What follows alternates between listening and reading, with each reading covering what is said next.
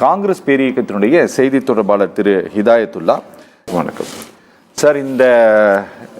இந்த நியமனங்கள், நேரடி நியமனங்கள் தொடர்பான அறிவிப்பு அப்படிங்கிறது இது புதியதா இல்லை ஏற்கனவே முன்கூட்டியே இருக்கிறதா?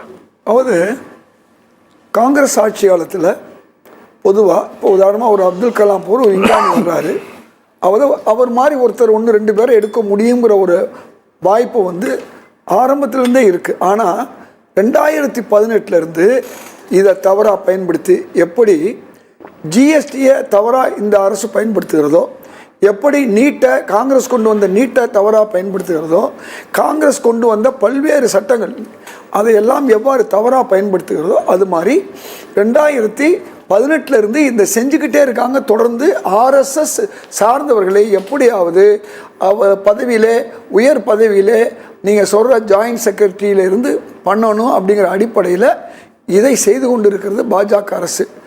இவர்களுக்கு இடஒதுக்கீடை பற்றி கவலை இல்லை. அதை விட நான் உங்களுக்கு புரிய வேண்டிய விஷயம் என்னென்னு சொன்னால், இந்த லேட்டரல் என்ட்ரி மூலமாக ஆர்எஸ்எஸ் அமைப்பை சார்ந்தவர்களை எப்படியாவது உள்ளே கொண்டு வர வேண்டும் என்ற ஒரு எண்ணம். அதற்காகத்தான் சமீபத்தில் ஒரு சட்டம் கூட போட்டாங்க.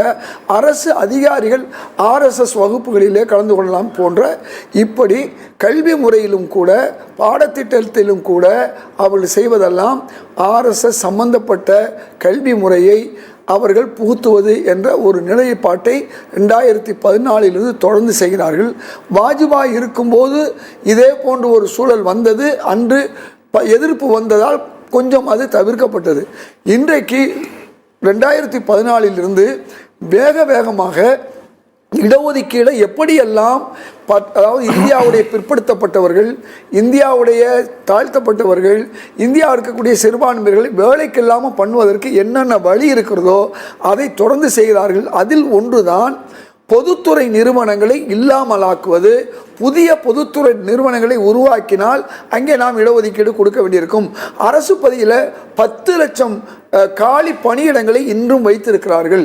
இன்னும் சொல்லப்போனால் அவர்கள் என்ன செய்கிறார்கள்னா, கான்ட்ராக்ட் லேபருங்கிற ஒரு முறையை கொண்டு வந்து பதவியை நேரடியாக நீங்கள் கொடுக்கும்போது இடஒதுக்கீடு தேவைப்படும். கான்ட்ராக்ட் லேபர்னு சொன்னால் இந்த மாதிரி ஒரு தேவையில்லை. எது தேவையில்லை? இடஒதுக்கீடு தேவையில்லை. ஆக இந்த அரசு இந்தியாவில் இருக்கக்கூடிய 90 விழுக்காடு மக்களுக்கு எதிரான ஒரு சூழல் இருக்கிறது என்பதுதான் திரு ராகுல் காந்தி தெளிவாக சொன்னார். இன்றைக்கு மத்திய அமைச்சரவையில் இருக்கக்கூடிய 93 செயலாளர்களில் 90 பேர் ஆர்எஸ்எஸ் சார்ந்த வகுப்பினர்கள் அல்லது உச்ச சாதியினர், ஒரு 3 பேர் தான் பிற்படுத்தப்பட்டவர்கள் இருக்கிறார்கள் என்று சொன்னார். அது அந்த மட்டுமல்ல, இன்றைக்கு அவர் தெளிவாக ஒன்று சொல்லியிருக்காரு. இந்த நிலை மாற்றப்படுவதற்கு சாதிவாரி கணக்கெடுப்பு அவசியம். அதைத்தான் முதல் மசோதாவாக கொண்டு வர வேண்டும். அப்படி கொண்டு வந்தால்தான் இது உண்மையாக இந்தியர்களிலே, அதுவும் குறிப்பாக பெரும்பாலான இந்துக்களுக்கு, 90 விழுக்காடு இந்துக்களுக்கு முறையாக வேலைவாய்ப்பு கிடைக்கும். நீங்கள் எஸ்சி எஸ்டியாக இருந்தாலும் அவர்களும் இந்துக்கள் தான், பிசியாக இருந்தாலும் ஓபிசியாக இருந்தாலும் இந்துக்கள் தான்.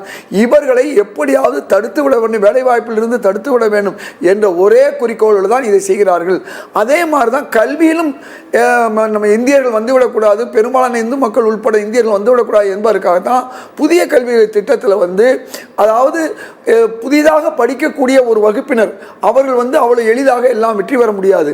பழைய வகுப்பினர் கூட அவர்கள் ஏற்கனவே படித்த ஒரு வகுப்பினர்கள் அவர்கள் எளிதாக படிக்க முடியும். அதனால் இந்த தேர்வு முறையை மாற்றி 5ஆவது தேர்வு, 8ஆவது தேர்வு, 10ஆவது தேர்வு, 11 தேர்வு, இப்படி தேர்வு முறையில் அவர்களை வடிகட்டி விட்டால் படிக்கக்கூடிய அந்த வகுப்பினர் மட்டும்தான் மேலும் படிப்பார்கள். அது மட்டுமல்ல, நாங்கள் நல்லது செய்கிறோம், தொழில் ரீதியாக அவர்களுக்கு உதவுகிறோம் என்று எனக்கு ஒரு விஷயம் சொல்லுங்க. அதாவது இப்போ எந்தெந்த துறை வாரியாக அப்படிங்கிற அறிவிப்பை யூபிஎஸ்சி வெளியிட்டிருக்கிறாங்க, எந்தெந்த அமைச்சகம் அப்படின்னு சொல்லிட்டு. Ministry of electronics and information technology, ஆமாம், அப்புறம் ஃபினான்ஷியல் சர்வீசஸ், அப்புறம் எக்கனாமிக் அஃபேர்ஸு, அப்புறம் மினிஸ்ட்ரி ஆஃப் ஹோம் அஃபேர்ஸில் எடுக்கிறாங்க, ஷிப்பிங் அண்ட் வாட்டர்வேஸில் எடுக்கிறாங்க, department of science and technology எடுக்கிறாங்க, ministry of steel, agriculture, family welfare, அப்புறம்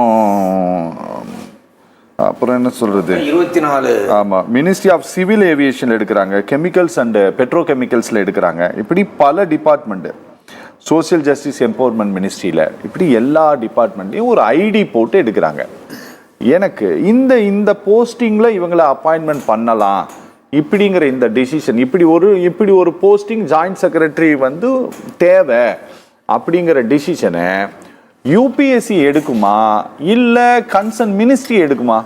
யூபிஎஸ்சி என்பது அதுவே ஏற்கனவே வந்து பெரும்பாலான உறுப்பினர்கள் RSS சேர்த்ததாக சார் எனக்கு சார் இந்த RSS அதெல்லாம் வேணாம் சார்.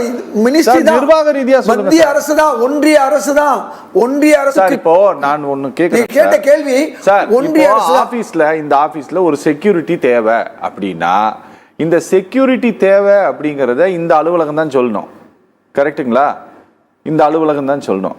அதுபோல இந்த மினிஸ்ட்ரியில இப்படி ஒரு ஜாயிண்ட் செக்ரட்டரி தேவைங்கிறது மினிஸ்ட்ரி சொன்னதால் யூபிஎஸ்சிக்கு தெரியுமா இல்ல யூபிஎஸ்சிக்கே தானா தெரியுமா? யூபிஎஸ்சி அந்த மாதிரி அப்பாயின்மெண்ட் எத்தனை தேவை, சர்வே எல்லாம் எடுக்க மாட்டாங்க. அதுல அவங்களுக்கு தெரியவே தெரியாது. அதாவது மினிஸ்ட்ரி எங்களுக்கு இத்தனை நாள் தேவைன்னு சொல்லி அவங்க சொன்ன பிறகுதான் யூபிஎஸ்சி அந்தந்த துறைக்கு இவ்வளவு தேவைன்னு எடுப்பாங்க. இதுதான் உலகத்துல உள்ளது. இதுல ஒரு பெரிய உங்களுக்கு இது மாதிரி தேர்ந்தெடுக்கப்பட்டவர்கள் ஒருத்தர் தான் செபியில இன்னைக்கு சமீபத்தில் இன்னைக்கு பிரச்சனைக்கு உள்ளானவர் இருக்காரு இல்லையா, மாதவி. அந்த மாதவி இருக்காங்க இல்லையா, அந்த மாதவி கூட இப்படித்தான் குறுக்கு வழியில வந்தவர்கள். அதனால மெம்பரா இருந்தவங்க தானே, மெம்பரா இருந்தவங்க தான். நான் ஐஏஎஸ் ஆபீசர் சேர்மன் ஆயிருக்கேன். அது வந்தது நான் சொன்னேன் 1918 இருந்து இது தொடர்ந்துன்னு சொல்ல வர்றேன். அப்படி வந்தவர்களால தான் இன்னைக்கு பிரச்சனை உருவாகுது. அதானிக்கு ஆதரவாளராக, அதன் மூலமாக பிரதமர் மோடிக்கு ஆதரவாளராக மாதவி இருப்பது போலதான் பல பதவிகளை அவர்கள் உருவாக்கிறார்கள் என்று சொல்லுங்க. ஓகே சார், அதாவது இந்த கவர்மெண்ட் வந்து இந்த 3rd டேர்ம் வந்து இவங்க ஃபார்ம் பண்ணி என்ன முழுசா ஒரு 3 மாசம் ஆயிருக்குமா சார்? 3 மந்த்ஸ் ஆகுது சார். இந்த 3 மந்த்ஸுக்குள்ள இந்த ஒரு 45 போஸ்டிங் தொடர்பான அறிவிப்புகளை இவங்க வந்து யூபிஎஸ்சி மூலமாகவே இவர்கள் வெளியிட்டு இருக்கிறார்கள். அப்போது இது ரொம்ப ஒரு திட்டமிட்ட நகர்வு போல தெரிகிறது. இந்த எதிர்ப்பு வரல அப்படின்னா, ஒருவேளை உள்ளுக்குள்ள இருக்கக்கூடிய கூட்டணியில் இருக்கக்கூடிய அமைச்சர்களாக இருக்கக்கூடியவர்களே இதை எதிர்ப்பு தெரிவிக்கல அப்படின்னா, இந்த கடிதத்தை வந்து ஜிதேந்தர் சிங் அமைச்சர் ஹானரபிள் மினிஸ்டர் எழுதியிருப்பாரா சார்? நிச்சயமாக 2.4 சொல்றாங்க. அந்த 3 ஆட்சியில வந்து 2 ஆட்சியுடைய நிலைமை வேற. அதுல உருவான சில உங்களுக்கு விவசாயிகள் போராட்டத்துடைய இது அவங்களால வந்து செய்ய முடியல. இப்போ வக்ஃபுடைய சட்ட திருத்தம் வந்து அது இதுக்கு போயிருக்கு, நிலைக்குழுவுக்கு போயிருக்கு. பிராட்காஸ்ட் பில்லு வந்து நிறுத்தி வைக்கப்பட்டிருக்கு. இப்போ இவங்க என்னதான் இந்த மாதிரி அவங்க பழைய மாதிரி அவங்க செய்ய நினைச்சாலும் எல்லாமே தடுக்கப்படும், தவிர்க்கப்படும் ஒரு பக்கம். ரெண்டாவது, ஒரு நேயர் அழகாக சொன்னார், 45 பேர் உள்ளே வரும்போது கீழே உள்ளவர்கள் பாதிப்பது மட்டும் கிடையாது, ஏற்கனவே முறையாக போய்கிட்டு இருக்கும். செக்ரட்டரிக்கு கீழே ஒரு அந்த அவருக்கு தகுந்த மாதிரி ஒரு ஜாயின்ட் செக்ரட்டரி இருப்பார். இப்போ நடுவில் இவர் வந்தார்னா மேலேயும் வேலை பாதிக்கும், கீழேயும் வேலை பாதிக்கும். இவர் எப்படிப்பட்டவராக இருப்பார்? அரசுக்கு வேண்டியவர் சொல்கிறதுனால மேலே உள்ள செக்ரட்டரியும் அவரை ஒன்றும் செய்ய முடியாது, கீழே உள்ள ஜாயின்ட் செக்ரட்டரி ஒன்றும் செய்ய முடியாது. ஒரு சின்ன உதாரணம் சொல்கிறேன். அவர் டிஜிட்டல் பண்ணிட்டா, தவறாக பண்ணிட்டா மாற்ற முடியாது ஒரு பக்கம் இருக்கட்டும். இன்றைக்கு பத்திரிகை, சிறு பத்திரிகைகள் இருக்கு இல்லையா, அந்த பத்திரிகைகளுக்கு பூரா கடந்த ஆண்டு வந்து தகவல் வந்து எல்லா பத்திரிகையும் நிறுத்திட்டாங்க. எல்லா பத்திரிகையும் வந்து வெளியூருக்கு போஸ்டர் அனுப்ப முடியாமல் ஒரு சூழ்நிலை வந்து எல்லாரும் திருப்பி அவங்கள வந்து கொறி போட்டு கொண்டு வந்து அதில் பாதி பத்திரிகைகள் இன்னைக்கு மூடப்பட்டிருக்கு. எப்படி ஜிஎஸ்டி மூலமாக நம்முடைய எம்எஸ்எம்இ பல பாதிக்க ஏற்பட்டு, ஆமாம், அந்த மாதிரி அவங்க செய்யக்கூடிய வேலையில் இது மட்டுமல்ல. இன்றைக்கு நீங்கள் ஒரு விஷயத்தை புரிந்து கொள்ளணும். இந்த அரசுக்கு வந்து இந்த ஆர்எஸ்எஸ் சொல்லக்கூடிய ஆர்எஸ்எஸ்க்கு வேண்டியவர்களை வந்து எல்லா துறையிலும் கொண்டு வருவதன் மூலமாக இந்த அரசியல் சட்ட விரோதமாக இவர்கள் செயல்படுகிறார்கள், மக்களுக்கு எதிராக செயல்படுகிறார்கள். அது மட்டுமல்ல, இந்து என்ற பெயரிலே இந்துக்களை ஏமாத்துகிறார்கள். ஒரு உதாரணம் சொல்லி முடிச்சுக்கிறேன். மயிலாப்பூர்ல இந்து சாஸ்வத உங்களுக்கு நன்றாக தெரியும். சாஸ்வதம்னா அதுக்கு வேற மீனிங் கிடையாது, சனாதானம்ங்கிற ஒரு மீனிங்கும் உண்டு.